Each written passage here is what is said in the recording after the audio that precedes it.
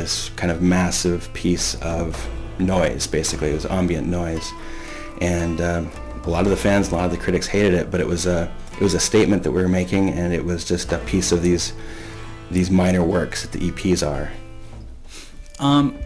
With Agalloch Live, it's a very different band, and what I appreciate about when we emerged as a live act was the challenge it presented to itself, the challenge that it presented musically, which was we ended up having to rewrite a lot of the material and really rethink how can we, reach the same sort of epic proportions of some of the music with very limited instrumentation.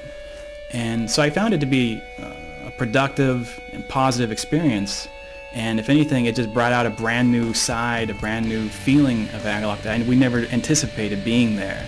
And so this is why I think I'm very excited that there's the DVD out now, and that this side of Agalloch is available, because I think it's very, very different than what you hear on the albums. Playing live was never a big priority for us. We were more interested in just making demos and then making albums and focusing on that thing.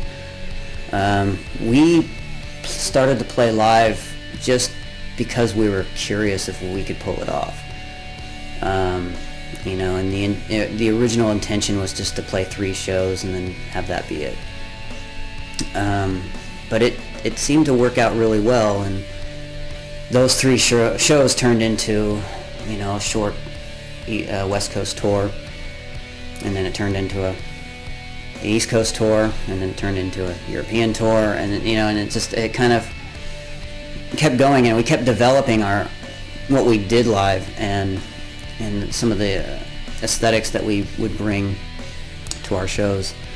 I'm very much into having banners and fog and those kind of things enhancing the live performance, as well as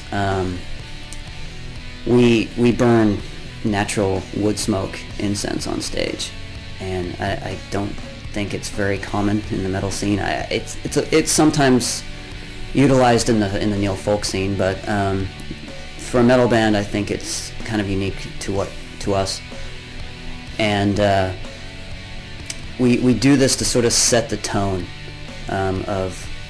because sometimes how certain aromas and stuff will trigger a certain feeling. I think it fits perfectly with our style of music and the feelings that we have in our music. So live, it definitely will burn this natural wood smoke incense, and it will sort of fill the air with this aroma that highlights what we're doing. And I think that's something that we will continue to do until we stop playing, because it's a feature that I think is really, really works for us, and it really works for creating that enchanting atmosphere live. Agalloch Live is completely different than going into the studio. It's a very cathartic experience, and it shows a totally different side of the band. A lot of the songs are rewritten, reworked, rearranged. We approach them differently. We think of them differently, and Agalloch Live is the only time you're going to be able to really experience those versions of those songs. And it's really important to us to breathe new life into the songs live. And so really this DVD is really important to us because it's the first time we're able to document that appropriately. For example, in The Shadow of Our Pale Companion, it's a completely different experience than on the record, and it's nice to have our songs are like living, breathing beings. They keep changing, they keep evolving, and this DVD really documents that well. This DVD release came about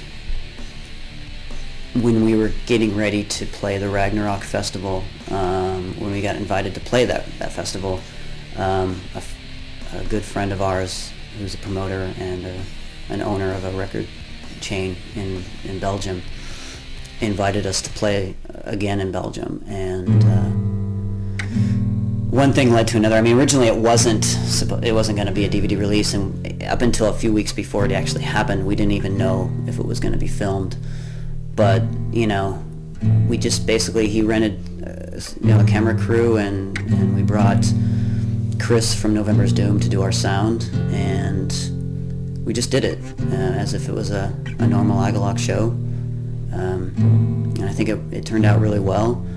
I think the final edit with the entire show being in black and white is very evocative. I think it's far more interesting than a color show, especially when you got the type of thing where you don't really have control over the type of lighting that's going on, because we don't really have a lighting guy.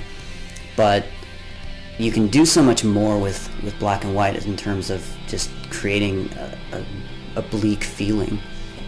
And we wanted the show to look like a Bela Tarr film, or something like, or an old Bergman film. It has that monochrome black and white kind of aesthetic, and stuff. So that's why it's in black and white. I hope you enjoy it. If not, well, go watch something else.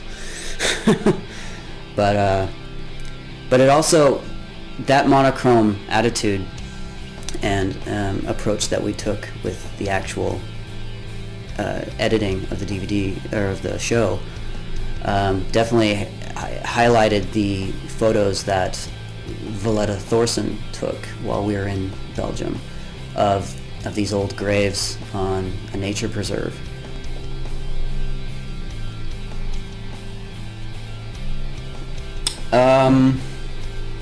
Folk metal.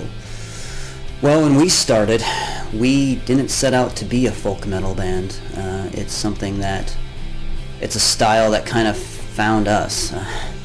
It seems, although we're not really affected by what goes on in the scene and the changes and what comes and goes, it seems that sometimes, because of our broad style, we get lumped into a lot of new subgenres that come along.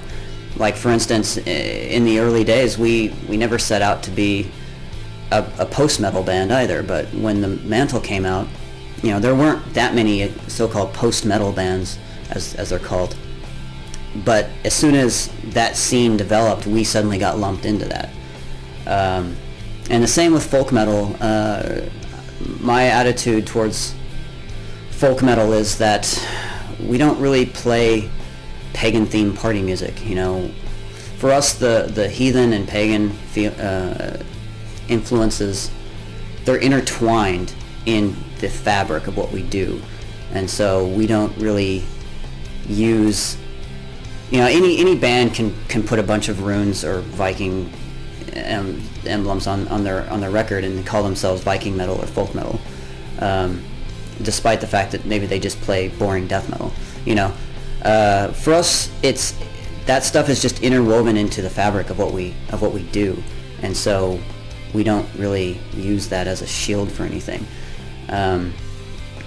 But yeah, as far as scenes are concerned, like I said, we never really try to pay attention to what's going on with new subgenres that come along. We just kind of sometimes get sucked into them by the press or by fans or whatever.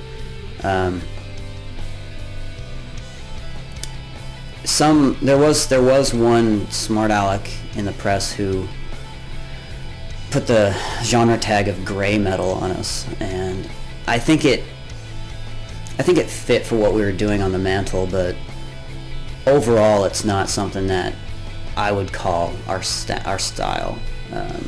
Since day one, we've been dark metal. It's just pure and simple, very broad, and that's I think where we'll continue to place ourselves. I'm originally from the Pacific Northwest, but I grew up in another state. But when I came back, I really forgot how stunning the nature is here, and how it so well fits with the aesthetic of black metal and things like that. It's in the same way that I guess Norway does. And I think that's one reason why you're starting to see something happen here with a lot of these kind of neo-pagan kind of black metal bands popping up in this region. I think it just has something to do with